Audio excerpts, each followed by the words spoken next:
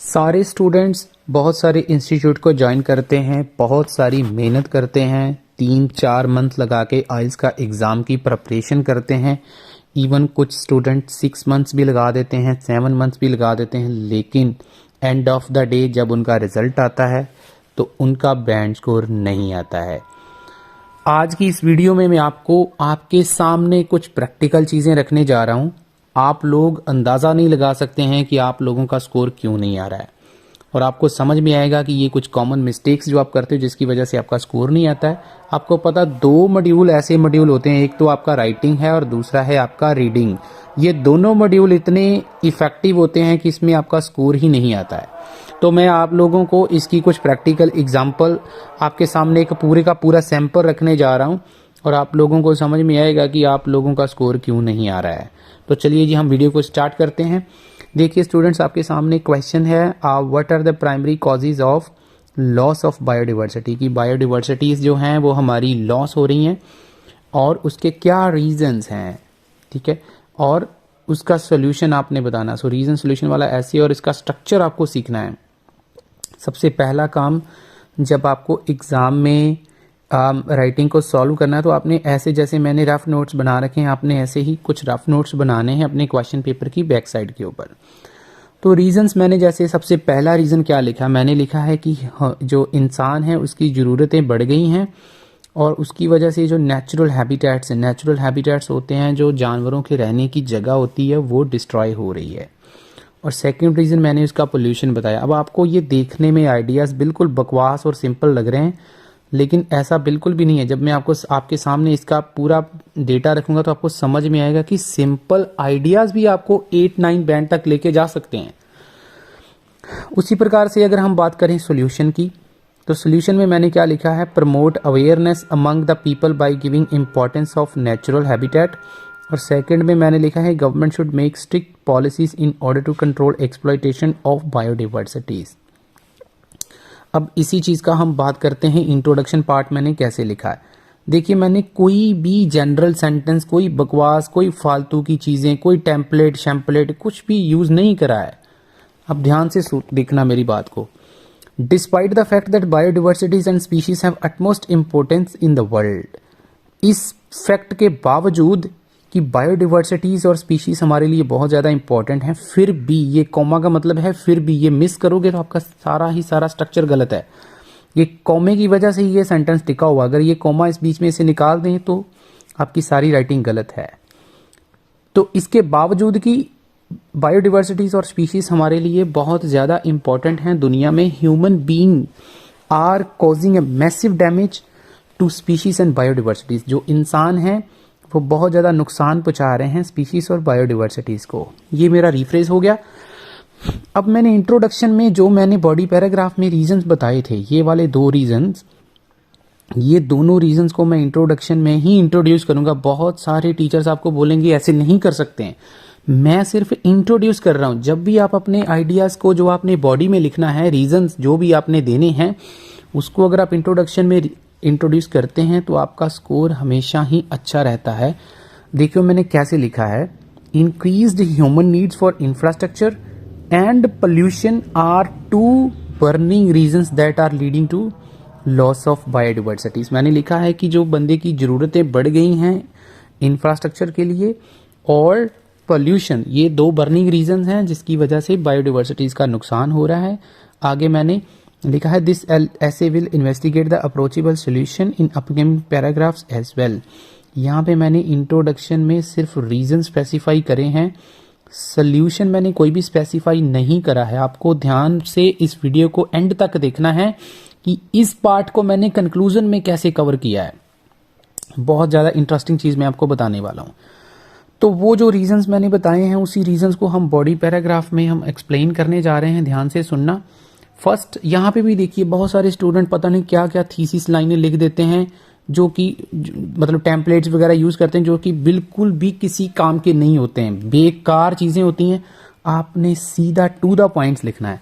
मैंने सीधा स्टार्ट किया है, the first major reason behind the loss of biodiversity and species is that. ये मतलब जो ग्रीन पार्ट है, ये मेरा मेन पॉइंट है यहाँ तक। उसके बाद सारी ये जो येलो वाला पार्ट है सारी की सारी एक्सप्लेनेशन है, ध्यान से देखते रहना, आपको एक एक चीज अच्छे से समझ आएगी। मैंने लिखा है human needs have increased due to which natural habitats are being destroyed. मैंने लिखा है कि इसका बड़ा रीजन क्या है लॉस होने का, कि जो बंदे की ज़रूरतें हैं वो बढ़ गई हैं जिसकी वजह से नेचुरल हैबिटेट्स को डिस्ट्रॉय किया जा रहा है। अब ये चीज़ कैसे ये चीज़ हो रही, उसको मैंने आगे एक कनेक्टिव वर्ड्स यूज़ किया है। In other words in present lifestyle comma, ये कोमा बहुत इंपॉर्टेंट, जब भी हम स्टार्टिंग में प्रपोजिशन ऐड करते हैं तो हमेशा कोमा इट्स वेरी इंपॉर्टेंट।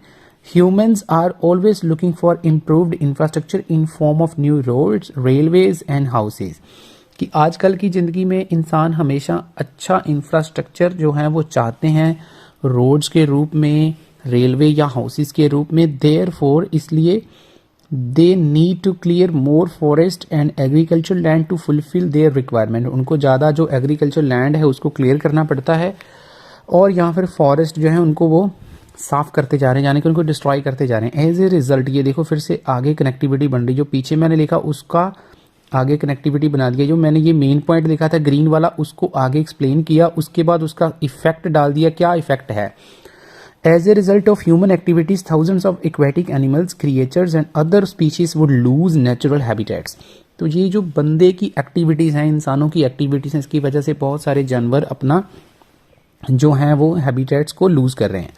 अब मेरा यहाँ पे सेकंड पॉइंट स्टार्ट हो गया, अनदर पॉसिबल रीजन। यहाँ पे देखिए मैंने फर्स्टली सेकंडली वर्ड यूज नहीं करे, मैंने सेंटेंस के रूप में अपनी कनेक्टिव लैंग्वेज को लिखा। Another possible reason behind this is that different kinds of pollution such as water pollution, air pollution is also contributing in worsening the situation more. कि मैंने ये लिखा है कि जो पोल्यूशन की टाइप्स हैं, जैसे कि वाटर पोल्यूशन है, दूसरी टाइप के पोल्यूशन है, वो हालात को और ज़्यादा खराब करने में अपना योगदान डाल रहे हैं। मैंने ये नहीं लिखा कि इसकी वजह से लॉस हो रहा है, मैंने इसको रिफ्रेश कर दिया कि इसकी ये सिचुएशन को और ज़्यादा खराब करने में हेल्प कर रहे हैं। आगे इसको एक्सप्लेन करने के लिए मैंने लिखा this is increase number of factories are flowing a huge amount of polluted water which is being drained into river. मैंने लिखा है कि फैक्ट्रीज जो हैं वो बहुत सारा पानी जो है ड्रेन कर रही हैं रिवर्स में, सीज में, that is causing significant harm to marines and aquatic creatures as a consequence. इसकी वजह से बहुत सारा नुकसान मरीन को भी वो कर रहे हैं। अब इसके बाद देखिए मैंने सोल्यूशन वाला पार्ट कैसे स्टार्ट किया। This is also very very informative for you guys. Despite the above mentioned reason, इसके जो मैंने ऊपर रीजंस मेंशन करे हैं उस चीज के बावजूद there are some possible measures that can be helpful to overcome this problem. बहुत सारे ऐसे सोल्यूशंस हैं जो आपको हेल्प कर सकते हैं बाहर आने में ये प्रॉब्लम से। द प्राइमरी की, यहाँ पे देखो मैंने फिर से फर्स्टली सेकेंडली वर्ड कुछ नहीं लगाया। आप एडवर्ब्स जितने कम लगाएंगे, सेंटेंस के रूप में लिखेंगे, उतना अच्छा स्कोर आपका आएगा। Primary way to keep it to control it can be, जो सबसे पहला तरीका है वो क्या है, government should take more government should make strict policies in order to control over exploitation of biodiversities। कि सरकार को जो है वो स्ट्रिक्ट पॉलिसीज बनानी चाहिए जो बायोडाइवर्सिटीज का ओवर एक्सप्लॉइटेशन हो रहा है।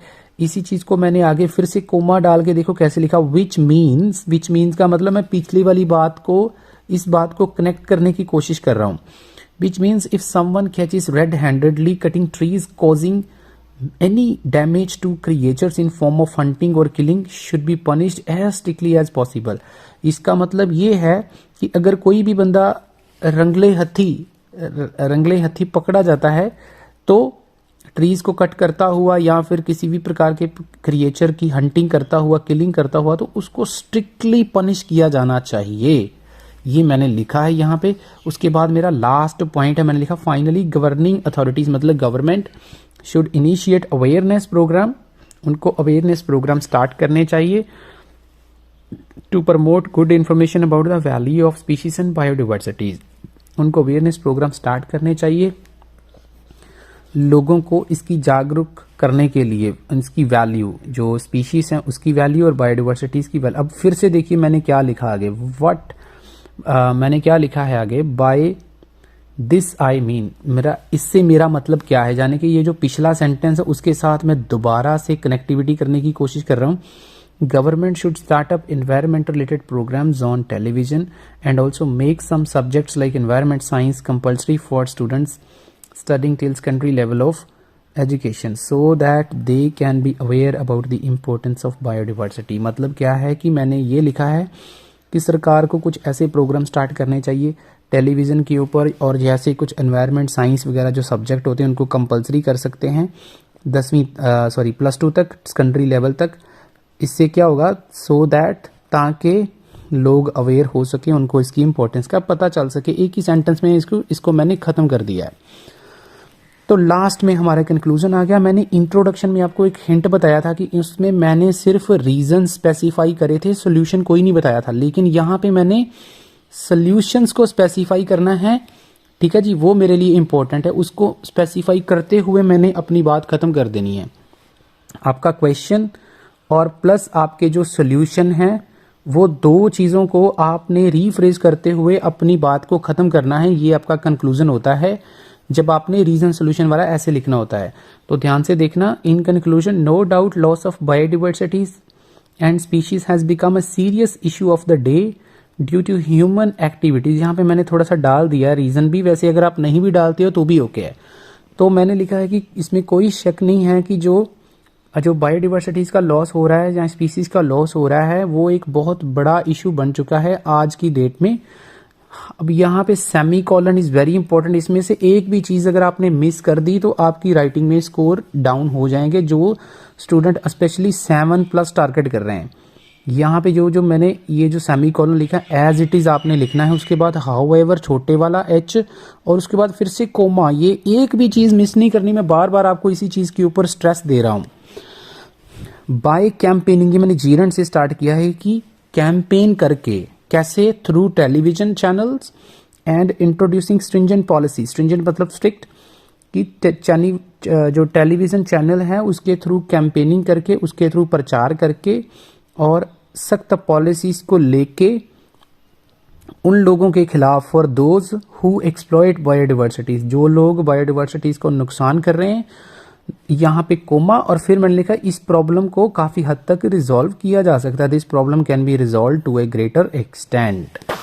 तो होपफुली आपको वीडियो काफ़ी इन्फॉर्मेटिव लगी होगी। अगर लगी है तो वीडियो को लाइक और चैनल को सब्सक्राइब आपने कर देना है। जिन स्टूडेंट को चाहिए ऑनलाइन क्लासेस, आपको नंबर स्क्रीन के ऊपर दिख रहा है। बिल्कुल हम लोग ऐसे ही स्टूडेंट्स को भी पढ़ाते हैं और आपको भी समझ में आएगा। ये सैम्पल आंसर क्लास में मैंने खुद लिखा हुआ है, कोई ये नहीं है कि आपको रेडीमेड पकड़ा दिया है। ठीक है जी, आपको बिल्कुल एक एक चीज़ ऐसे ही समझाई जाती है। अगर किसी स्टूडेंट को चाहिए ऑनलाइन क्लासेस, नंबर आपको स्क्रीन के ऊपर दिख रहा है, आप मेरे साथ कांटेक्ट कर सकते हैं। जिनके नंबर नहीं आ रहे हैं, बैंड नहीं आ रहे हैं, बहुत ज़्यादा तंग हो चुके हैं, उनको लगता है आईडीपी वाले उनके साथ इनजस्टिस कर रहे हैं, मेरे साथ कांटेक्ट कीजिए, बिल्कुल आपकी हेल्प की जाएगी। ठीक है जी, आपको पीटीई की क्लासेस चाहिए, सीडीएस की क्लासेस चाहिए, एक स्पोकन ग्रामर चाहिए, या फिर पेपर बेस्ड आइल्स चाहिए, एकेडमिक या जनरल, कुछ भी चाहिए आपको मिल जाएगा। थैंक यू सो मच, मिलते हैं बहुत जल्दी नेक्स्ट।